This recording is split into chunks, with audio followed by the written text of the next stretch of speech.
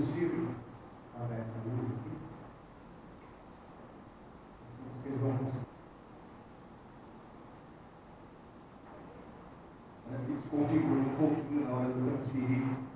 Começamos há 8 anos atrás, talvez. O objetivo de resgatar pessoas da rua que estão envolvidas com droga e com discípulos. O objetivo era ensiná-los a palavra. E ali embaixo está escrito assim, escola de discípulos. O objetivo era ensiná-los a palavra. E ali embaixo está escrito assim, escola de discípulos. O objetivo era ensiná-los a palavra. E ali embaixo está escrito assim, escola de discípulos. O objetivo era ensiná-los a palavra. Precisa de alimento, precisa de aluguel, precisa de uma série de coisas que foi ficando difícil. Inclusive, a gente precisa de pessoas para ajudar. Então, quem conhece, estava conversando com o Júlio, né? O Júlio que tem um bom conhecimento, sabe que é difícil. Talvez mais alguém conheça também. Acabamos exterminando esse trabalho. Mas a verdade é que o ministério continuou, o que Deus tem colocado no meu coração é de continuar trabalhando com essas pessoas. E, a partir de então, eu comecei também a trabalhar com escolas. Me chamaram para fazer a palestra sobre prevenção da dependência química para crianças, jovens e adolescentes. E foi bastante interessante o processo. Só que mostrei para o pastor Wagner e ele falou sobre nós apresentarmos esse trabalho.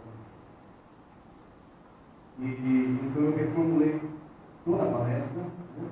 Já não é mais uma palestra, é um bate-papo à luz da palavra. Prevenção ao assédio e uso de drogas e entorpecentes, cuidando das nossas crianças. Posso puxar um pouquinho mais para cá isso? Assim eu saio da frente e fico de lado, né? Prevenção ao assédio e uso de drogas e entorpecentes, cuidando das nossas crianças à luz da palavra. Por que o assunto? Nós estamos vivendo um tempo em que, infelizmente, o número de pessoas, inclusive crianças, de idade de 4, 5 anos na dependência química, é assustador. Às vezes a gente fica em casa, no conforto, a gente vai para o trabalho, do trabalho para casa, no nosso dia a dia, e a gente não está sabendo o que está acontecendo na vida. Eventualmente a gente fica sabendo de uma história aqui, né? Mas a realidade é que eu tenho trabalhado com isso nesses anos todos, já são quase 20 anos, para mais um pouco, e o número está crescendo cada vez mais, cada vez mais, cada vez mais. A prova está mais fácil, o acesso está mais fácil, a fiscalização praticamente não existe, o controle e o combate também não existe, né? Existe, entre aspas, como é interessante, do sistema, infelizmente.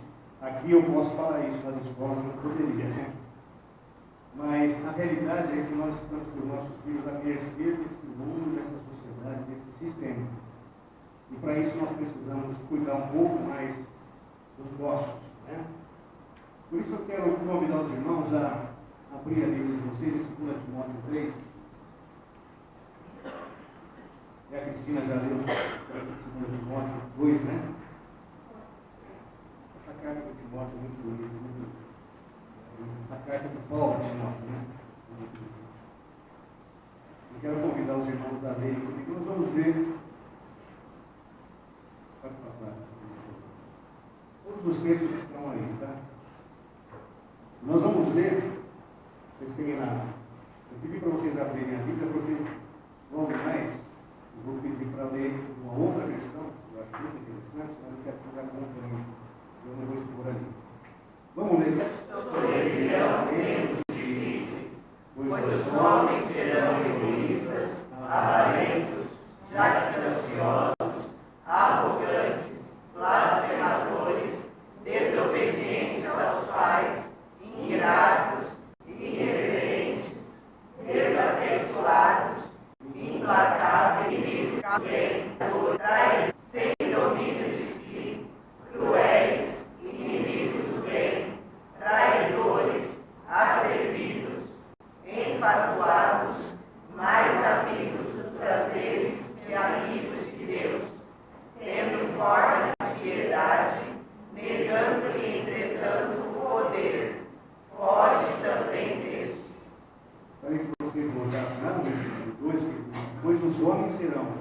egoístas, avarentos, jactanciosos, pois os homens entendam. Egoístas, avarentos, jactanciosos, ou seja, quem se manifesta com arrogância e tem alta opinião de si mesmo, vaidoso, orgulhoso, que vai demonstrar bravura de altos méritos e conquistas, fanfarrão. Nós estamos falando de pessoas doentes na alma. E para isso eu vou pedir para o Pedro ler para a gente um texto que está na Bíblia Viva. A Bíblia Viva, para mim, para a minha concepção, é uma transcrição literária contemporânea. Está muito próxima disso, só que uma linguagem muito para o dia de hoje, que não trabalha, uma versão que eu tenho usado bastante com esses jovens de rua que têm uma capacidade diminuta para entender uma área, né? Você lê para a gente, por favor, Pedro? É importante para você saber isso também, Timóteo. E nos últimos dias vai ser muito difícil ser cristão, porque as pessoas só amarão a si mesmas e ao dinheiro, serão orgulhosas e fanfarronas, zombarão de Deus, desobedecendo aos pais, sendo ingratas com eles e completamente más. Serão duras de coração e nunca se submeterão aos outros. Serão sempre mentirosas e desordeiras e não se incomodarão com a imoralidade. Serão rudes e cruéis e escarnecerão daqueles que procuram ser bons. Atraiçoarão seus amigos, serão irascíveis, inchadas de orgulho e preferirão divertir-se a adorar a Deus. Irão à igreja, sim, porém não acreditarão realmente em nada do que ouvem. Não se deixe enganar por gente assim. Vocês entenderam a posição do texto, como é clara? E como é para os dias de hoje? E como nos faz pensar que no nosso meio, infelizmente, nós temos pessoas assim. Nós estamos falando do quê? Mas por quê? O que tem a ver criança, o que tem a ver droga com o texto de Paulo de Mão? Nós estamos falando de algo chamado narcisismo. Posso próximo, por favor? Para a gente entender o que é narcisismo, eu acho que talvez todos conheçam, mas não vou repetir. A psicanálise diz que o narcisismo é amor pela própria imagem, desprezo pelo próximo. Será que o texto que nós lemos fala isso? Quando Paulo escreve a Timóteo, ele está dizendo para Timóteo, pega essa ideia, coloca para a igreja que você está cuidando, e a partir de então, peça para essa igreja continuar projetando isso para frente, cada dia mais, até que os tempos se cumpram, porque o que está acontecendo hoje vai se cumprir lá na frente, porque isso é atual. Ele é muito atual. O interessante é que a Bíblia é atual. A gente lê uma profecia que foi escrita 600 anos antes de Cristo, 800 anos de Cristo, ela serve para hoje. A Bíblia ela não se contradiz em ponto nenhum. E todos os textos se encaixam, se enquadram, um tem a ver com o outro. É impressionante como isso acontece. E a Bíblia está falando disso, de pessoas doentes na alma. Mas o que é o narcisismo, para falar a verdade, né? Nós temos ali que o narcisismo é reflexo de uma doutrina chamada hedonismo. Aqui o meu aqui está um pouco diferente, tentando simplificar para a gente ganhar tempo. E o que é esse hedonismo? Né? O hedonismo, na realidade, ele é um desvio comportamental, como nós estamos vendo ali, que se torna um transtorno comportamental que alcança depois um nível mais alto como esquizofrenia, psicopatia, sociopatia. Ou seja, um desvio comportamental lá de trás, ele vai se agravando, se torna um transtorno, se torna uma doença que alcança o psicológico, o psiquiátrico, o neurológico e assim por diante, vai destruindo a mente do ser humano. E chega a um ponto de se tornar irreversível, porque a mente adoece, ao ponto de chegar a desenvolver uma esquizofrenia. O que é esquizofrenia? Antigamente não tinha esse nome. Esquizofrenia é loucura. Muitos dos meninos que nós encontramos na rua, dos homens, mulheres, tem muita mulher na rua hoje, estão vivendo esse quadro de loucura absoluta. Irreversível. Reflexo do quê? De algo chamado hedonismo. E o que é o hedonismo para a gente entender? O hedonismo ele surgiu no contexto humano, né? 2000 anos antes de Cristo. Hedonismo vem do grego de hedônio, não vem de Edom, embora Edom também entrasse nessa prática do hedonismo. Tá? Tem aquele uso disso. Vem do grego hedônio, nome de uma guia, uma deusa, um demônio mesmo, né? Na mitologia grega que representa o prazer, filha de Eros e Psique. Hedônia era a representação encarnada de uma vida prazerosa. E o hedonismo é uma doutrina ou filosofia de vida que defende a busca por prazer como finalidade da vida humana. Praticamente uma religião. Qual que é o problema do hedonismo? Quando nós olhamos para essa história do hedonismo, nós vemos psicólogos, psiquiatras, neurologistas, estudiosos, cada um tentando construir uma história em cima desse tema. Mas hedonismo, na realidade, ele nasceu lá com Satanás. Isso se chama pecado. Querer ser mais do que Deus. Esse foi o pecado do diabo. Nós já aprendemos, já entendemos que Cristo tem a gente de propósito, divino e celestial. Falou dele que ele agora não estudo. Tirou da ordem.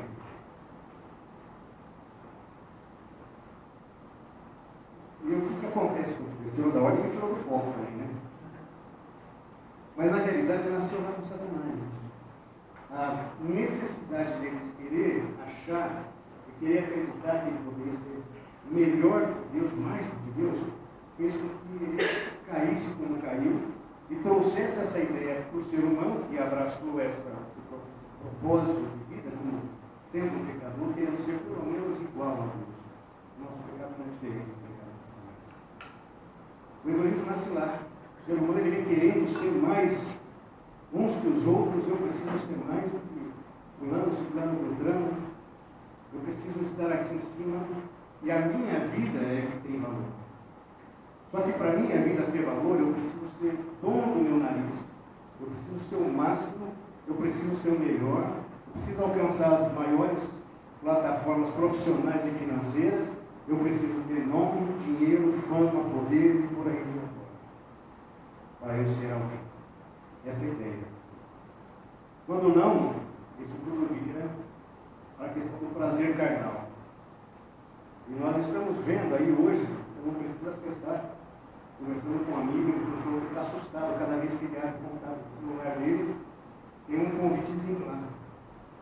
Para ele acessar um sitezinho, um linkzinho pornográfico que tem coisas que não agradam ao coração de Deus, mas agradam o nosso. Muitas pessoas, muitos cristãos, também muitos pastores, infelizmente, gostam de falar que o pecado é coisa do diabo. Não é nada. O pecado é coisa do ser humano também. Nós pecamos porque nós gostamos do pecado. É isso que eu Deus está falando, Deus está nos mostrando, Deus está nos apontando o tempo inteiro, mas nós olhamos para os nossos prazeres, para essa linha do hedonismo. Eu gosto dessas coisas. O diabo ele só faz chamar a atenção nossa para as coisas que nós gostamos. E aí nós entramos nessa linha toda de raciocínio, de querer ser, de querer ver, de querer poder. E se a gente olhar para isso, olha o que diz o verso 2. Olha na sua versão, por favor. Ele diz assim: pois os homens serão egoístas, avarentos, jactanciosos, arrogantes, blasfemadores, desobedientes aos pais, ingratos e irreverentes. Nós conhecemos várias pessoas com esse comportamento. Talvez essas pessoas estão no nosso espírito. E nós precisamos tomar cuidado com a forma e a maneira como nós estamos vivendo como cristãos. Passamos mais um, por favor. Como são os narcisistas? Conhecendo um pouquinho. Comportamento narcisista. Nós vamos ler no versículo 4 e 5. Sinais e sintomas do transtorno de personalidade narcisista. Determina já recebeu o nome de transtorno, ainda não é um SIC. Os médicos, os especialistas, eles vêm procurando, rastreando todos esses comportamentos para ver o que pode ser ou não considerado uma doença de fato. Mas os narcisistas, eles acreditam que são os únicos que são especialistas. especiais, mas acabam sendo sempre arrogantes, prepotentes, competitivos, limitam-se ao que fazem e pensam, e por isso a maioria das pessoas significa muito pouco para mim, ou talvez nada. E olha para si mesmo, o tempo todo. Se nós olharmos para o versículo 3, diz assim: desafeiçoados, implacáveis, caluniadores, sem domínio de si, cruéis, inimigos do bem. Vamos partir um pouquinho mais adiante. O versículo 4 e 5, naqueles que nós estamos vendo anteriormente, diz assim: desafeiçoados, implacáveis, no 4 e 5, vamos ler os três: desafeiçoados, implacáveis, caluniadores, sem domínio de si, cruéis, inimigos do bem, traidores, atrevidos, infatuados, mais amigos dos prazeres do que amigos de Deus, tendo forma de piedade, negando o poder. Hoje também desses. Na outra versão, vão à igreja, mas não querem saber de nada, estão lá a serviço de Satanás. O que nós temos como comportamento narcisista, os principais sinais e sintomas, é a falta de empatia, a grandiosidade, se acham especiais, exigem privilégios, são invejosos e acreditam que todos sentem inveja deles, não têm limites, eles não atendem às normas sociais, eles mentem e enganam, senso desproporcional do seu próprio valor, são críticos, crueldade e violação de limites, eles não toleram críticas, eles acatam a autoestima dos outros, eles são promíscuos em seus relacionamentos, querem aplausos e exploram os outros. Fica muito fácil nós identificarmos um narcisista no nosso corpo. Está muito fácil. O problema é que o narcisista ele é tão hábil, ele é tão esperto, que ele consegue influenciar, ele consegue nos envolver com a conversinha do outro. Ele se mostra tão sábio, tão inteligente, tão o cara, que todo mundo quer estar perto dele. Ele proporciona tantas coisas boas como um almoço, um jantar, uma chácara, ele traz, ele faz teu amigo para ter domínio sobre você. Não é porque você me convidou para ir na chácara, mas a realidade é isso. Brincadeira, amigo. Mas a realidade é que esse tipo de ser humano doentio, ele tem esse comportamento. Ele quer conquistar, ele quer espaço, ele quer poder. Será que isso mostra para nós o quadro político a nível mundo que nós estamos vivendo hoje? Será que diz alguma coisa? Hoje você começa a pesquisar, começa a entrar na internet, você vai pesquisar, mas aparece tanta notícia sobre Israel, sobre Hamas, sobre o que, inclusive sobre o nosso país, e o comportamento dos políticos é isso. Eles querem poder, eles não querem o dinheiro. O dinheiro é um mecanismo, uma ferramenta que eles têm para ter poder, para ter controle. Então, quer dizer, vamos gerar o caos de alguma forma, vamos travar, bloquear, fazer acontecer, para tirar o dinheiro do povo, para ter controle sobre o dinheiro, para que esse povo fique na nossa mão. E aí eles começam a oferecer algumas coisas como cestas, vales, prêmios, bolsas. Eu estou falando de comunismo, você está no mundo. Isso está no mundo inteiro, o mundo está fervilhando por isso acontecer. E nós, cristãos, somos um grupo muito menor. Um pouquinho mais à frente, os narcisistas, eles trazem consigo pelo menos algum traço de psicopatia ou sociopatia. Pelo menos algum traço, né? Transtorno de personalidade antissocial, TPA. Você vê essas siglas e dá para entender. Kurt Schneider, né, que é um psiquiatra, ele descreve 10 tipos de personalidades de psicopatas. Então, os hipertímicos, são alegres, eufóricos, depressivos, os inseguros de si, os fanáticos, os necessitados de estima, os lábeis, aqueles que escorregam facilmente, como conversa, os explosivos, os desalmados, os adúlicos, que são aqueles que são indiferentes, sem vontade, mas que estão atônitos, comparados, fazem de morto até, sabe? são observadores, que estão tentando achar por onde começar a trabalhar. Os astênicos, quem apresenta sentimento ou emoções depressivas. E onde é que nós encontramos tudo isso? Por quê? Que o Douglas está falando tudo isso, se nós estamos falando de criança de prevenção às drogas. É esse tipo de pessoas que nós encontramos no mundo inteiro, inclusive, principalmente nas escolas. Mas lá para frente da palestra, não vai dar para mostrar hoje. Eu vou mostrar para vocês o formato das drogas que estão sendo inseridas nas escolas e que nós, pais, achamos que são doces.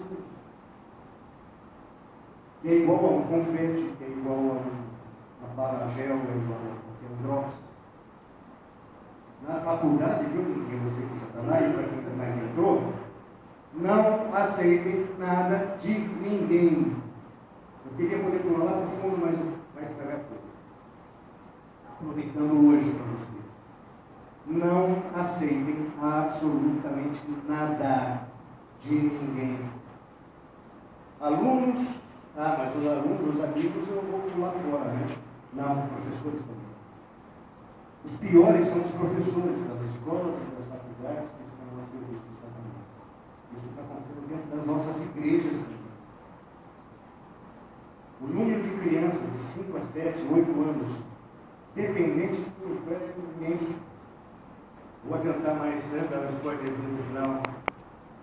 A OMS fala em 210, 220, até 230 crianças por ano cometendo suicídio por conta do uso de entorpecentes e experimentadores nessa época, nessa área do desenvolvimento cognitivo, a parte mais importante da vida.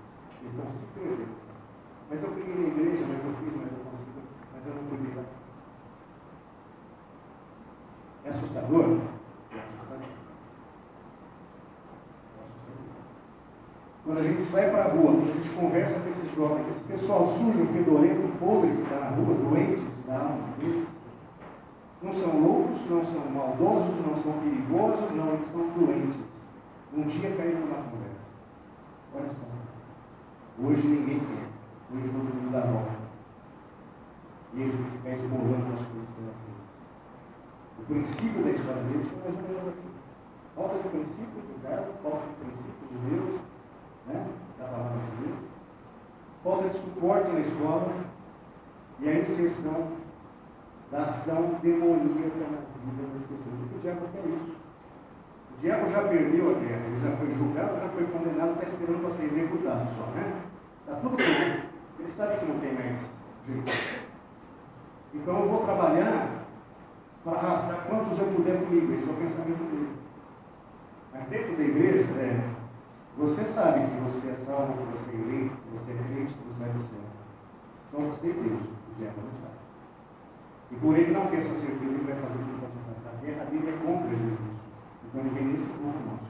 Ele vem nos nossos filhos, ele vai destruir a nossa família. Por isso, vira mais um. O que é que nós temos que tomar cuidado? Com as influências, com os influenciadores, os influencers, né, que está na moda agora.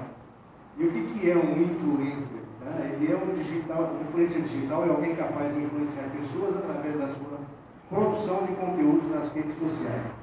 Eles também são conhecidos como criadores, ou seja, são criadores de conteúdos de sucesso que conquistam um público fiel e engajado. Bota o celular na mão do preferido e deixa ele lá. Nesses aplicativos de alguns, entrando nas redes sociais, nesses aplicativos, alguns jovens bonitinhos que estão pensando e falando frases bonitinhas, observa, assiste um dia, um programa daquele. E depois você conta. Se a influência existe ou não existe. Se o teu filhinho vai ou não vai absorver tudo aquilo. Mas, deixa o celular para a criança, de 6 meses, durante um mês, no 7º mês, tenta tirar dela. Você conseguiu. Parabéns. Se torna um vício. E ele quer os nossos bebês, os nossos filhos. Essa turminha nova está vindo. Quem trabalha com escola sabe o que eu estou falando. Eu trabalho com família. Bem? errado aqui, vocês me ajudem, me corrijam, tá? Mas essa é a verdade. Às vezes a gente começa com as contas, assim, daqui a pouco um está olhando para o outro assim, será que é? Será que não é? Não, nós temos um Deus que está cuidando da gente. E esse grupo, esse é um grupo é um grupo que serve ao Senhor na sua. Mas nós temos que nos preparar para o que está por vir. Tem muito colorir, brigar, fazer tudo ficar bonito para quê? No armazém, no mercadinho de perto de casa. Se você encontra para a criança, vários formatos. Cuidado. Semana retrasada, a Polícia Federal, a Polícia Rodoviária, pegou um caminhão com 1.600 quilos aqui na nossa região, perto do Rio. Balinhas, drogas, para deixar as nossas crianças dopadinhas. Por que vocês acham que está aumentando o número de crianças na doença emocional? Cada dia que passa são mais diagnósticos, mais. Por isso, nós precisamos nos voltar para Deus, de fato. Por isso, nós precisamos nos voltar para Deus, de fato. Por isso, nós precisamos nos voltar para Deus, de fato.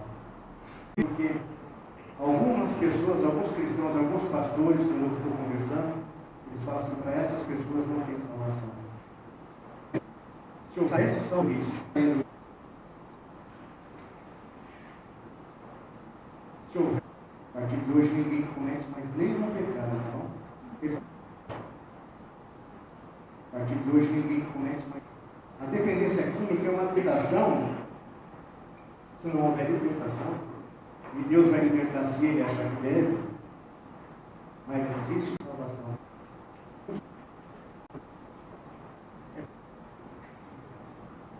Você vê essas pessoas entregando. Luzes para viver limpo. Luzes para viver limpo. Luzes para viver limpo. Luzes para viver limpo. Luzes para viver limpo. Só me pedir também esse. Para nós o texto vem assim: ensina a criança no caminho que deve andar. A questão da tradução para o português tem mais apoio igual no pastor da Cânia Juntos e diante. Mas na realidade, se nós formos buscar, e a palavra instruir, da Cânia Juntos também é isso que você mas é instruir. A palavra esse nome é Jesus. João 14,6 diz o quê? Jesus diz o quê? É a vida. Instrui, eles se encaixam. Faça mais um pouco. Os textos todos eles se. A maturidade, né? A fase adulta. Então são 5 fases que nós vamos colocar até para a infância. E o HDzinho está limpinho. Agora que vai aprender. Firme, estável. E o HDzinho está limpinho. Agora que vai aprender. Firme, estável. E o HDzinho está limpinho. Olha que vai aprender. Firme, estável. E o HDzinho está limpinho. Onde a criança tenha o melhor e o maior objetivo dele. Está ali. É um quarto de tudo que ele vai desenvolver na vida, até o fim da vida. Para alguns, quando chega aos 40 anos, que é geralmente o ponto máximo, ele começa depois a decair. Para alguns, quando chega aos o centro do ser humano está aqui nos 3 tempos, né? Mas na realidade, 25% do ser humano está aqui nos 3 tempos, né? Mas na realidade, 25% do ser humano está aqui nos 3 tempos, né? Mas na realidade, 25% do ser humano tem vários mestres da área ser aprendizado. A criança aprende a andar, aprende a falar, aprende. É onde acontece o desfraude.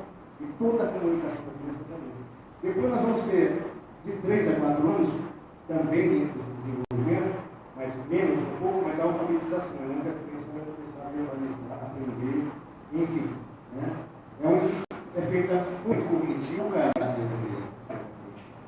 Se nós não trabalharmos junto na colaboração, dali para frente, a criança há 7 anos, nós vamos conseguir fazer 7 anos, dali para frente. anos, há 7 anos, daqui para frente, Jesus. Com 0 anos, há 7 anos, daqui para frente, Jesus. Com 0 anos, há 7 limites, você também vai conseguir controlar depois. Mais um problema. Segunda infância, memória, ele vai começar a replicar o processo da memória ativa, agora a mente dele está funcionando com tudo aquilo por conta própria, praticamente, ele já tem as vontades dele. Vai aprender na escola, agora, de acordo com a área de estudo, por abrangência, ou seja, as matérias, também, agora, assim, com a necessidade para a capacitação da criança, também, agora, assim, com a necessidade para a capacitação da criança, também, agora, assim, com a necessidade para a capacitação da criança, também, essa fala que você não vai segurar. Por isso é importante nós formarmos o caráter com a criança, não da criança, direcionar esse caráter para um desenvolvimento da consciência de forma tomar as decisões por si só. Aí ela vai começar a subir com a parte complicada. A pré-adolescência e a adolescência já são moços, e adolescentes. Então ainda existem muitos riscos. Ali no 13 e 14 anos nós estamos vendo uma TNT, lá em cima uma bomba ali, né, de 13 a 15 anos de idade. É a fase crítica, tudo TNT, lá em cima uma bomba ali, né, de 13 a 15 anos de idade. É a fase crítica, tudo TNT, lá em cima uma bomba ali, né, de 13 a 15 anos de idade. É a fase crítica, tudo TNT, lá em cima uma bomba ali, né, de 13 a 15 anos de idade. É a fase crítica, tudo TNT, lá em cima uma bomba ali, né, de 13 a 15 anos de idade. É a fase crítica, tudo TNT, lá em cima uma bomba ali, né, de 13 a 15 anos de idade. É a fase crítica, você colocou para eles, não disse que passou para eles. Vamos rever esses princípios. Entraram na faculdade, cadê os pais dessas crianças? Trabalho de criança é chato, né? Esses jovens ali, colocam os seus pais, morando fora, estudando fora, na casa do papai, num mundo hostil completamente diferente disso aqui, diferente da casa do papai, num mundo hostil completamente diferente disso aqui, diferente da casa do papai, num mundo hostil completamente diferente disso aqui, diferente, né? Os pais que decidiram, filhota, da roça, né? Agora, eu vou lá, já levantar a mãozinha. Agora é hora da gente colher o fruto daquilo que a gente fizemos. Agora é botar o corte e falar assim, olha, você tinha que aprender, você aprendeu, se vira. Em alguns países, a poupança que foi feita, olha, aqui é a tua poupança, você já conseguiu você segundo. Entrega a poupança que foi feita, olha, aqui é a tua poupança, você tua conta disso. Por quê? Porque a cultura é essa, a faculdade se vira, por tua conta disso. Por quê? Porque é isso. As escolhas de vocês. No ambiente que vocês estão estudando. Né? E vocês, menores, se preparem para isso. Eu vou chegar lá. E vocês, pais, observem tudo isso aqui que a gente teve que pagar aqui na data. E vocês, pais, observem tudo isso aqui que a gente teve que pagar aqui na data. E vocês, pais, observem tudo isso aqui que a gente teve que pagar aqui na data. E vocês, pais, observem tudo isso aqui que a gente teve que pagar aqui na data. E vocês, pais, observem tudo isso aqui que a gente teve que pagar aqui na data. E vocês, pais, observem tudo isso aqui que a gente e ver se essa escola vai ter retorno nenhum. O relacionamento com o professor, com o diretor, com todo mundo, esteja no filho falar. E você não está na vida porque tem que trabalhar, eu tenho compromisso. E o teu filho está lá, com a reunião de escola. Você está até sentado o que está acontecendo. Você não sabe nem o que o teu filho está fazendo, porque você não é numa reunião de escola. Você está até sentado o que está acontecendo. Você não sabe nem o que o teu filho está fazendo, porque você não é numa reunião de escola. Você está até sentado o que está acontecendo. Você não sabe nem o que o teu filho está fazendo, porque você não é numa reunião de escola. Segundo, qual é o ambiente do teu filho está frequentando? Você participa, você vai atrás. Tem uma festinha com os amiguinhos, foram para o shopping, você está sabendo o que está fazendo no shopping, quem são esses amigos, quem são os pais do McDonald's lá, precisa daquelas bronchinhas, você sabe o que é, você está olhando, você está observando, você está pesquisando, você está soltando o teu filho de repente levou o cenário e ele corre o risco de. Você está se relacionando com os amigos? E os amigos? Você está se relacionando com os amigos? E os amigos? Você está se relacionando com os amigos?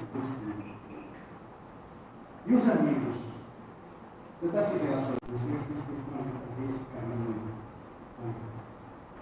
Mesmo sem conhecer tudo que eu conheço. Mesmo sem eles terem envolvido esse povo de rua, para saber o tamanho do buraco. Deus foi misericordioso. Nós podemos contar só com misericórdia, nós vamos nessa parte.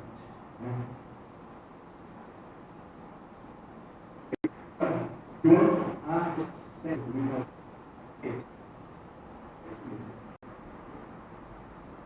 E diz assim, vamos ler juntos?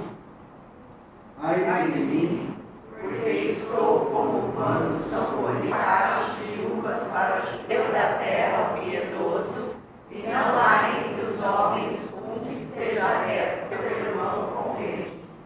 As suas mãos estão sobre o mal e o fazem de morrer. As suas mãos estão sobre o mal e o fazem de morrer. As suas mãos estão sobre o mal e o fazem de morrer. As suas mãos estão sobre o mal e o fazem de morrer. As suas mãos estão sobre o mal e o fazem de morrer. As suas mãos estão sobre o mal e o. Esperança. Vamos ler o versículo 7. Eu, porém, o meu Deus Senhor, e esperarei no Deus da minha salvação. Está aqui nos mostrando que o mundo está nos oferecendo, onde nós estamos. Dê para mim, Miqueias, aí nessa versão, por favor. Pobre terminada colheita.